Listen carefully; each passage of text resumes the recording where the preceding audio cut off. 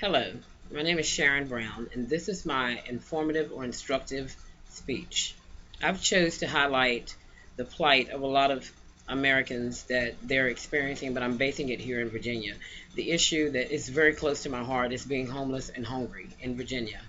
Believe it or not, the United States is one of the richest countries in the world, yet we continue to see homelessness and hunger grow at a rate that is just gargantuan. It shouldn't even happen. Um, how do we get to this point? We look at the homeless on the streets. I've done it myself, and I will cross the street to get away from them, or I'll accelerate my car because I don't want to see that. Sometimes we can't we don't want to see the things that are standing right in our face. It's not a disease. You're not going to catch it, which is where I had to come to. It kind of made me get into the the field that I'm in now, human services. Homelessness is very dear to my heart. Back in 2008, when the housing crash happened, a lot of people lost their homes due to foreclosure, unsafe business practices, the banking unfair practices that they were doing. I was one of the people that lost my home in the foreclosure, and it reverberated through my mind all the time. Am I going to have anywhere to stay tonight? If I go home today, am I going to see a big foreclosure option sign in my yard? I kind of lived for a year on pins and needles and didn't know from one minute to the next if I was going to actually have a home for me and my daughter. So it kind of resonates with me a lot. What I intend to do in this speech is I'm going to try to help you understand how you can become homeless and what you need to do. The four questions that most people would ask themselves: what do I do if I become homeless? Where do I sleep tonight? What am I going to eat? How do I get food? And then the last and most important question: how do I get myself out of this predicament? So we're going to touch on those questions themselves. Um, what do you do if you become homeless? Most people in America, unless you're very fortunate and wealthy, you're only a couple of paychecks away from being homeless or from losing your home or not being able to pay your bills. Only a couple of paychecks.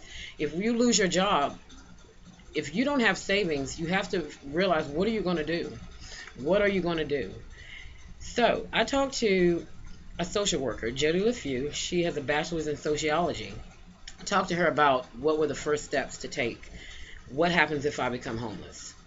If I'm in a situation where I'm behind in my rent 2 or 3 months and I was unable to pay and I could prove why I couldn't pay it, then social services is where you want to go. Every city and town has a local social services. Social services they have a general relief fund. They don't have a blank checkbook that they can just write a check and make everything better, but they do have a general relief fund, which will help people if you become behind in your rent. And it's all due on funding. If they have the funds available, they can try to help you. So they do have that resource, but it is dependent on the funding, and I believe it's refreshed every month. So they can also put you in contact with a local shelter. They can get you something to eat that night. They can get you somewhere to sleep if that's what you need. They also possess food vouchers where they can send you to food banks for food if that is an issue with you that you don't have anything to eat. Believe me, I've had hungry days too. Um, that would be the first step that you would take. Earlier this year, I watched an interview with a lady named Miss Sylvester Johnson, Joy Sylvester Johnson. She's the CEO of the rescue mission here of the Roanoke Valley. She actually was interviewing on Channel 7, and they were talking about they actually have had a decrease in the number of homeless people that have come to the shelter from this time last year to this year. It's almost decreased about 100 people. She attributes that to the programs and the resources that the rescue mission has developed with their staff, the different programs that they have available.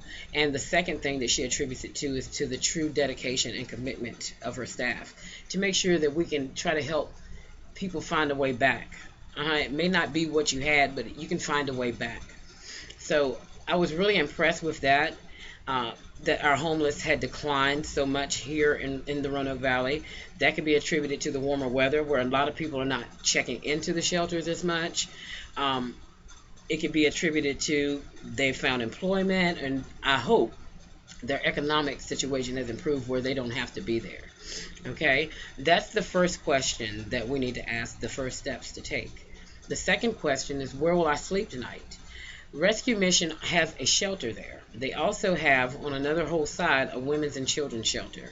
Social service would contact the rescue mission to see if there was a bed available. And once you got there, you would be checked in. I believe you would have to be drug tested because they do not allow drug addicts or anything like that to stay in the shelters, and that's understandable. You have to go through all of that first, a screening, before they let you in. Those shelters are open until 6 o'clock that day, and then you have to be out, I believe, at 6 o'clock in the morning, hopefully to a job or something else. They have a women's and children's shelter that they are able to stay there all day.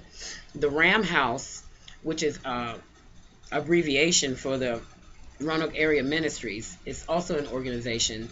Both of these are Christian based, the Rescue Mission and the Roanoke Area Ministries. They also provide shelter for people that need it. They have a day shelter. It allows people to come in from the elements, whether it's bitterly cold or it's intense heat. It could be raining or snowing. They allow you to come in for that day. They also serve breakfast and lunch, and they do not turn anyone away. I interviewed Joanne Woody, an administrative assistant there. She says, we turn no guest away. I like the word guest because it just makes it sound so much better, but it always depends on if they have the food or supplies to give everyone. They don't want to turn anyone away. If they have it, you can get it, but it always depends on donations and funding. They also have a program where they will actually send the men out to do day labor. Day laborers, they retrain them. They will retrain you in another field. They will train you in landscaping, maintenance. You can do yard work, and they will hire people out for the day. And you know, sometimes these day jobs actually turn into a full-time job. Mike Vermillion, the assistant manager for the Ram House, says that it also increases the self-esteem and the self-respect of these guys to make them feel like that they're contributing something. And that is a great thing. All of these programs are based on the premise that you have to be able to help yourself. You have to have self-determination, self-responsibility. You have to take responsibility for yourself, and you have to be able to want to change your life. There are no handouts. If you need help, they will help you to help yourself, and that's worth more than any handout that I would ever know of. Excuse me. So we've covered where we would sleep and where we would actually get food. You can go to these shelters, the Ram House. They have access to food banks. The food banks actually depend on donations also. Depending on your situation, social services could help you with food. If you're in an emergency situation, you sometimes can qualify for an emergency assistance of food stamps right there. They will give it to you, or they will be able to give you food vouchers to go to a food bank. No one wants to be hungry.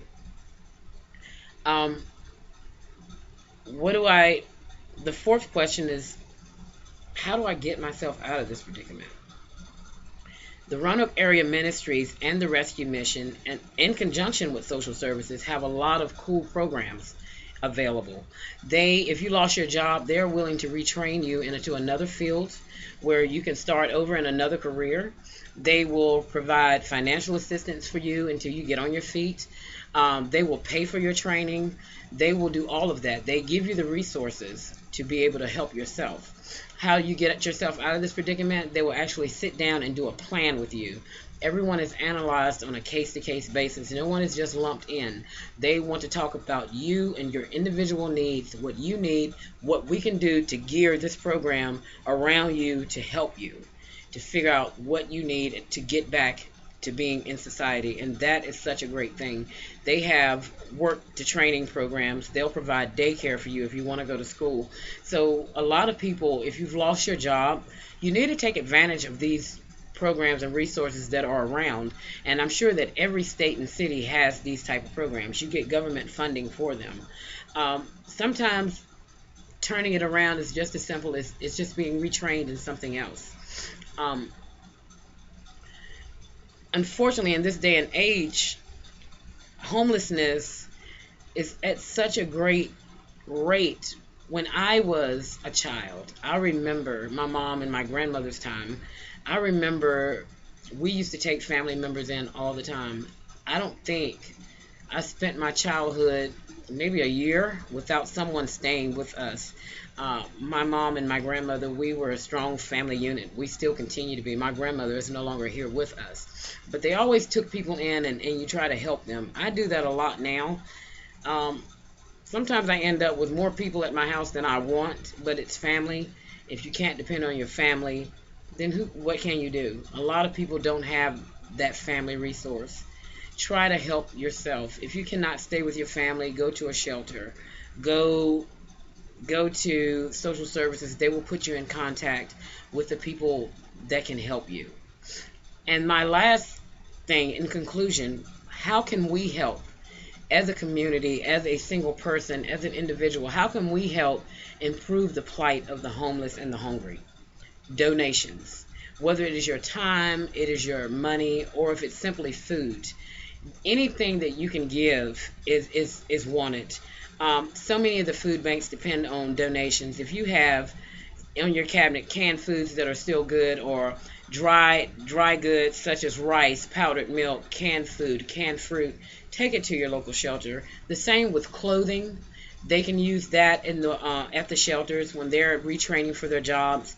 It helps them. They can wear those clothes to an interview. It gives them that self-esteem. I donate a lot of my stuff to the mission. There's a women and children shelter. If you have anything, just look around and start trying to donate. That's what we can do to help. If you don't want to donate money, or if you don't want to donate clothing, they also need time. You could be a volunteer, whether you're answering phones or if you're just simply working on the line serving food. They need help in any way that you can offer it. So those are the things that we can do. We can pay it forward. We can help. Look around your house, see what you can donate. Some of this stuff you can write off as a tax deduction. So everybody wins. That is the conclusion of my speech. Being homeless and hungry in America, in Virginia specifically. I hope that this showed you a little bit about what you can do. It kind of let you in on what we can do, and overall what we need is compassion. We have to show compassion. We have to know that, empathize with these people, and know that, hey, but for 2 checks I might be there too. So that is the conclusion of my speech, and you have a great day. Thank you very much.